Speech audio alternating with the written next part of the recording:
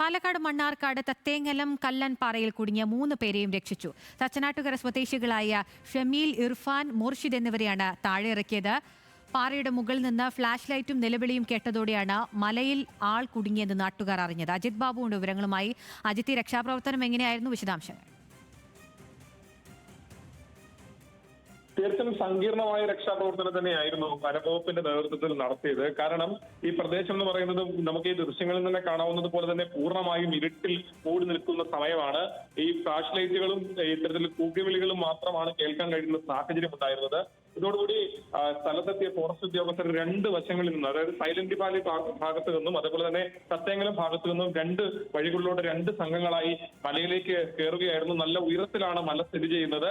ഇത്തരത്തിൽ കല്ലൻപാറ എന്ന് പറയുന്ന ഈ പ്രദേശത്തേക്ക് രാത്രിയിൽ ഇവർ എങ്ങനെയാണ് ഇത്തരത്തിൽ അവിടെ എത്തിപ്പെട്ടത്, കുടുങ്ങിയത് എന്നുള്ള കാര്യങ്ങളെല്ലാം ഇവരോട് ഇപ്പോൾ ചോദിച്ചറിയുകയാണ്. കാരണം ആ പ്രദേശത്തേക്ക് എത്തിയതിനു ശേഷം ഇവർക്ക് തിരിച്ചിറങ്ങാൻ ഇരുട്ട് കൂടിയതോടുകൂടി വഴി മനസ്സിലാകാത്ത രീതിയിലുള്ള സാഹചര്യങ്ങളാണ് ഉണ്ടായത്. ഇതോടുകൂടി അപകടത്തിൽപ്പെട്ട ഇവർ കൂകി വിളിക്കുകയും ലൈറ്റ്, ഫ്ലാഷ് ലൈറ്റ് ഉൾപ്പെടെ ഓൺ ചെയ്യുകയും ചെയ്യുന്ന സാഹചര്യമായിരുന്നു. പിന്നീട് രാത്രിയിൽ നാട്ടുകാരും അതുപോലെ തന്നെ ഫോറസ്റ്റ് ഉദ്യോഗസ്ഥരും നടത്തിയ തെരച്ചിലാണ് ഇവരെ 3 പേരെയും താഴെ ഇറക്കാൻ കഴിഞ്ഞത്. പാലക്കാട് മണ്ണാർക്കാടാണ് സംഭവം. അജിത് ബാബുവാണ് വിവരങ്ങൾ നൽകിയത്.